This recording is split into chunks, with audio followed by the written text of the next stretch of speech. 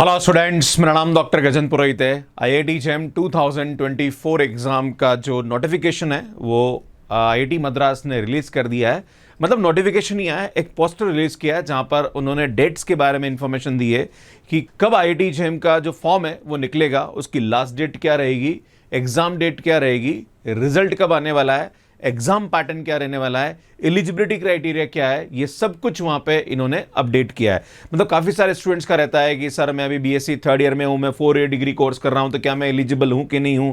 मतलब बहुत सारे डाउट्स रहते हैं। तो आप इस नोटिफिकेशन के अंदर पूरी इंफॉर्मेशन देख सकते हैं। इसका जो लिंक है वो हमने डिस्क्रिप्शन में डाला है, तो वहां से आप उसके नोटिफिकेशन को देख सकते हैं। कुछ इंपॉर्टेंट पॉइंट्स है वो मैं आपको बताने की कोशिश करूंगा इस वीडियो के माध्यम से। तो सुन शुरू करता है। सुन सबसे पहले बात करेंगे पेपर पैटर्न के बारे में। तो पेपर पैटर्न ऑलमोस्ट वही है जो पहले था। अल्टीमेटली 60 क्वेश्चन मिलेंगे और 100 मार्क्स के क्वेश्चंस रहेंगे और 3 घंटे का पेपर रहेगा। और ये जो पेपर रहेगा ये ऑनलाइन रहेगा। ये जो एग्जाम है ये MSc, MTech, MS research plus MSc MTech dual programme है या फिर MSc plus PhD integrated programme के लिए ये एग्जाम कंडक्ट कराया जाता है।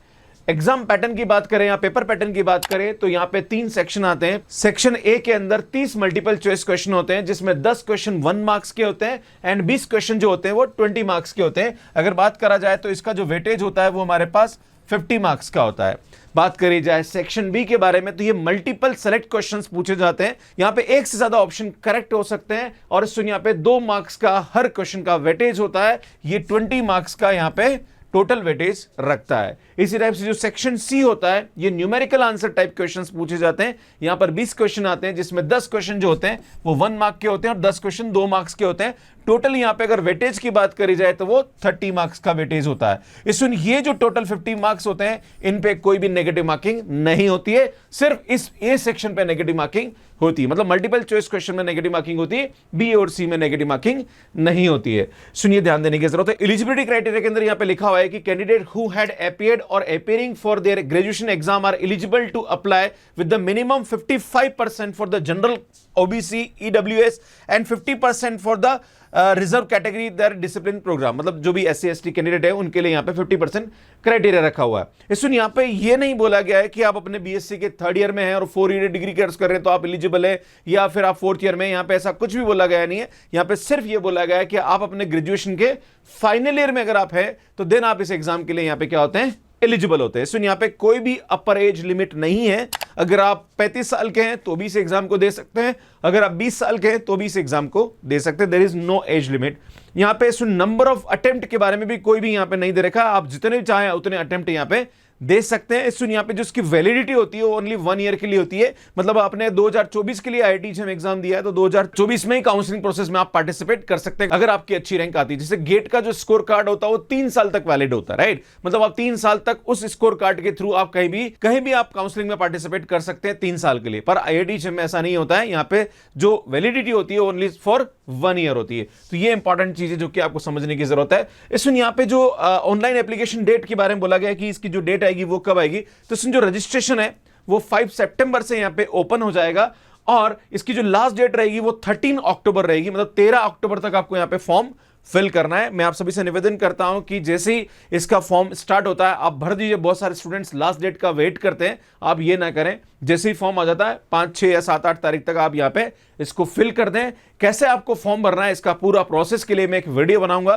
तो आप मेरे साथ कनेक्ट रहिएगा। आपको हर चीज की इंफॉर्मेशन हमारे यूट्यूब चैनल पे मिलती रहेगी। बात करी जाए सुनिए यहां पे कि एप्लीकेशन फीस क्या रहने वाली है, तो सुनिए यहां पे एक से ज्यादा पेपर आप यहां पे चूज कर सकते हैं। जैसे मान लीजिए कोई भी स्टूडेंट ऐसा है जो कि फिजिक्स, केमिस्ट्री, मैथमेटिक्स के साथ अपना बीएससी कर रहा है और वो सोचता है कि मुझे फिजिक्स और मैथमेटिक्स दोनों में आईआईटी जेम एग्जाम अपीयर होना है, वही आप दे सकते हैं। अगर आपको लगता है कि सर मैं मैथमेटिक्स और केमिस्ट्री के साथ करना चाहता हूं या फिजिक्स या केमिस्ट्री के साथ देना चाहता हूं, तो आप यहां पे एक से ज्यादा पेपर को, मतलब मैक्सिमम 2 पेपर ही यहां पे आप चूज कर सकते हैं। अगर आप एक पेपर चूज करेंगे तो 900 फीस है for female, SC, ST and PWD candidate.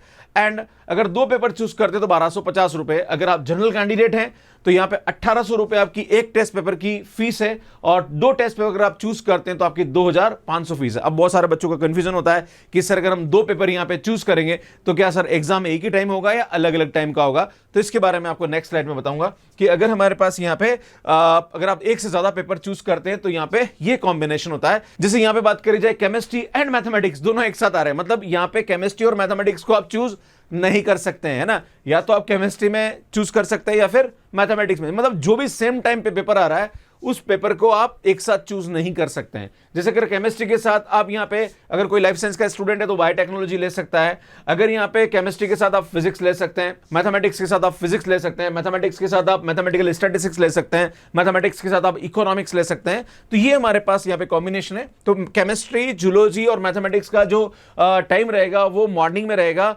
And जो बायोटेक्नोलॉजी है, इकोनॉमिक्स है, मैथमेटिकल स्टैटिस्टिक्स एंड फिजिक्स है, ये 4 पेपर का जो टाइमिंग रहेगा वो आफ्टरनून में रहेगा। इसमें यहां पे जो एग्जाम डेट रहने वाली है वो 11 फरवरी 2024 है, और आपका जो रिजल्ट है वो 24 मार्च 2024 को डिक्लेयर कर दिया जाएगा। उसके बाद काउंसलिंग प्रोसेस रहता है। अब बहुत सारे बच्चों का ये रहता है कि सर 24 मार्च को रिजल्ट तो आ जाएगा पर हमारा जो ग्रेजुएशन का रिजल्ट है वो नहीं आएगा, तो क्या हमारे को दिक्कत तो नहीं आने वाली। मतलब बहुत सारी यूनिवर्सिटीज ऐसी भी है जहां पर एग्जाम डिले चल रहे हैं, रिजल्ट डिले चल रहे हैं, तो आपको बिल्कुल परेशान होने की जरूरत नहीं है, क्योंकि ये तो रिजल्ट आएगा। उसके बाद जो काउंसलिंग प्रोसेस होता है वो टाइम लगता है, उसके अंदर जून जुलाई तक जाता है। तो जून जुलाई तक वैसे नॉर्मली यूनिवर्सिटी में रिजल्ट डिक्लेयर कर दिया जाता है, तो बिल्कुल आपको इसको लेकर दुखी होने की जरूरत नहीं है। अब एक और क्वेश्चन होता है कि सर अभी तो मैंने आईआईटी एग्जाम की तैयारी बिल्कुल शुरू नहीं करी है, क्या सर मैं इस एग्जाम की तैयारी शुरू अभी करता हूं तो मेरा सिलेबस कंप्लीट हो जाएगा, मैं इस एग्जाम को क्रैक कर सकता हूं? मैं आप सभी से निवेदन करता हूं कि बिल्कुल अगर आप अभी भी शुरू करते हैं तो आप इस एग्जाम को बेहतर तरीके से क्रैक कर सकते हैं। अभी आपके पास लगभग 5 महीने हैं और 5 महीने में बहुत अच्छी प्रिपरेशन आप कर सकते हैं। अभी मैंने अनअकैडमी पे कोर्स भी स्टार्ट किया है, जहां पर फाउंडेशन कोर्स में स्टार्ट कर रहा हूं, अपना पूरा कंप्लीट कोर्स कराऊंगा, साथ में क्रैश कोर्स भी आप देख सकते हैं, इसके बारे में आपको इंफॉर्मेशन दूंगा लास्ट में। अगर आपको क्वेश्चन प्रैक्टिस करनी तो हमारी जो बुक्स है वो आईआईटी जेईई के लिए अवेलेबल है अमेजॉन पे, तो इनको आप बाय कर सकते हैं। इनका लिंक आपको डिस्क्रिप्शन मिल जाएगा।